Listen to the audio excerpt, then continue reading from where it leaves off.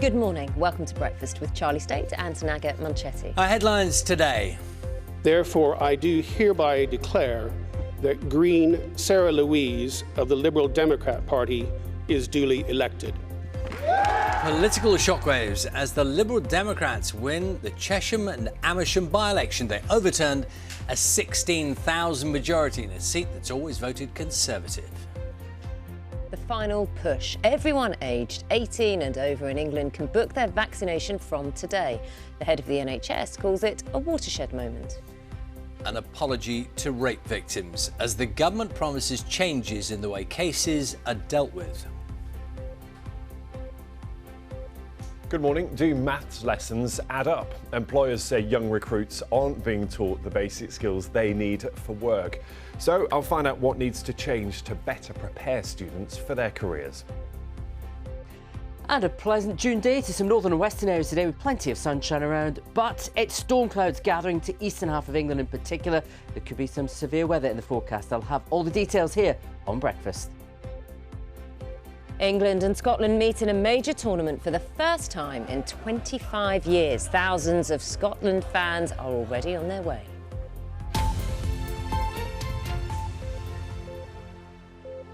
Good morning. It's Friday the 18th of June. Our top story today. The Conservatives have suffered a crushing defeat in the Chesham and Amersham by-election, which the Liberal Democrats have won with a majority of more than 8,000. The contest in Buckinghamshire was triggered by the death of the former Cabinet Minister Dame Cheryl Gillan.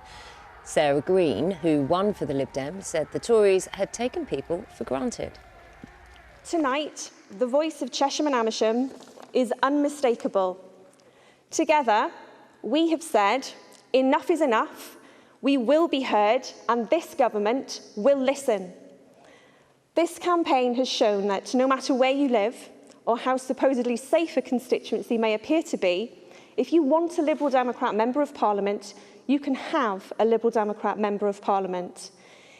Well, our correspondent Tim Donovan is in Chesham for us this morning. Tim, morning to you. Rainy there at the moment, but if you're a Lib Dem supporter, a surprise for many, but also a big change. Yeah, many people thought they might just fall short, but it is, as you say, a stunning result for them, a stunning victory. This seat, created in 1974, so over 47 years, had two Conservative MPs, Cheryl Gillan, the last one. Her majority, 16,000, absolutely washed away. A swing against the Conservatives of more than 25%, and the Liberal Democrat candidate Sarah Green winning a majority of over 8,000, saying this was an indication that people felt they weren't being heard, they were being taken for granted. The leader, Ed Davey, saying straight away that this was a signal or a sign that the blue wall was beginning to crumble. There seem to have been a number of factors. You'll know the High Speed 2 rail project running through, or due to run through this constituency. There's lingering anger there. Apparently on the doorstep, the Liberal Democrats were saying consistently, people really concerned about the government's planning reforms, whether this would lead to too much development pressure on the green belt around here in the Chilterns and so on. The Conservative defeated candidate said the Liberal Democrats had thrown not just the kitchen sink at it, but the oven, the table, the dog and the cat. But the Conservatives can't get away from the fact that the Liberal Democrats appear to have really successfully tapped into a disillusionment, and perhaps a sense here that the focus on red wall seats that Boris Johnson's government has been pursuing recently has left a few people in those blue wall seats feeling a little bit neglected. Tim, thanks very much. Tim Donovan there for us. From today, anyone who's 18 or over in England can book a coronavirus vaccine in what's been described by the government as the final push to protect the country. The NHS is expecting demand to be high and is sending out around 1.5 million texts inviting people to book their jab. Catherine Da Costa has more. The NHS is hoping to see more of this. Long queues of over 18s waiting to get their first COVID jab. Several areas like Sheffield, where infection rates are high, have already started offering them to young adults. Now all 18 to 20-year-olds in England will get their invites from today. I'm optimistic because I can see that the vaccine works, and because the vaccine rollout has been so effective over the last 6 months that we have that protection, and we're able to, over time and carefully and cautiously, remove the restrictions that we've had and replace them with the protection that you get from the vaccine. And so it just underlines the point for every single adult in this country: if you're 18 or over, you haven't yet had the jab, come forward and get it booked.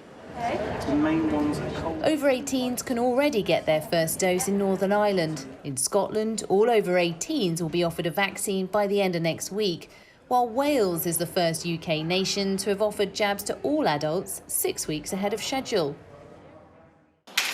Just going to be squeezing your arm, okay? In December, Maggie Keenan became the first person in the world to receive a COVID vaccine outside of clinical trials.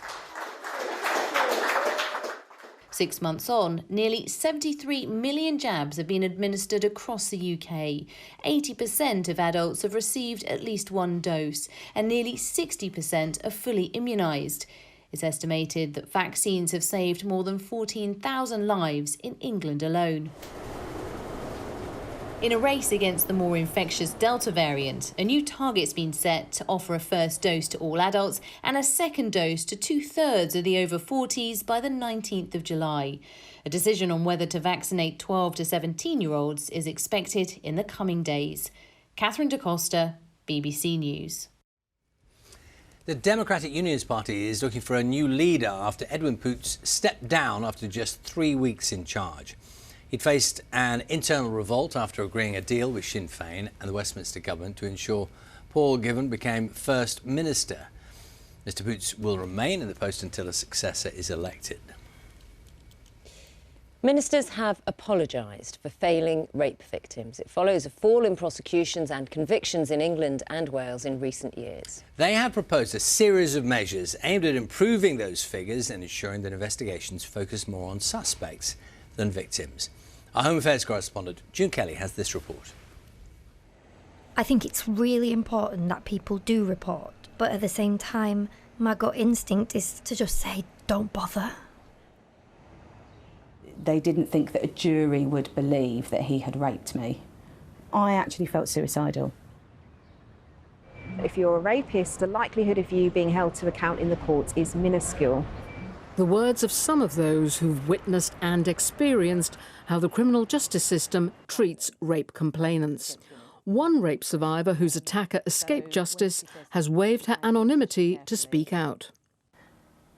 I feel really sad that it's taken this for them to listen. An apology is worth nothing to me. Unless they're actually going to change. Do you know what a real, if they want some kind, to kind of make this any better for those victims who have been through this, then reopen their cases, because they know that they've let 98% of rapists free. Catherine was told that messages on her phone undermined her case. She sent them because she didn't want to aggravate her attacker, who threatened her with a knife. Complainants sometimes have to give up their phones for months as police gather evidence. Like how to support people. Kitty Gardner works as an independent sexual violence advisor, helping victims. When you think about the idea of having to hand over your phone and it potentially being gone for 18 months, that's a really massive thing to ask of someone. Our whole world is on our phone, and you're asking someone who's already feels really vulnerable to give that up. As part of its rape review, the government says that in the coming years, it's aiming to process up to 10,000 mobile phones a year at the early stages of an investigation. So some victims should get their phones back more quickly. The plan is also to publish regular scoreboards which will show how different parts of the criminal justice system are performing, and to focus on the behaviour of suspects rather than judging victims. There'll be a new framework for police and prosecutors. While all who work in this area welcomed the idea of a review, the charity Rape Crisis said there had been a lack of engagement with those on the front line, as well as victims and survivors. June Kelly, BBC News.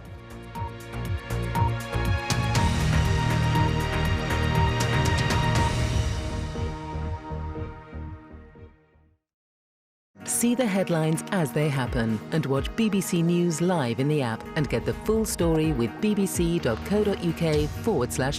Follow the story for all the latest with BBC News.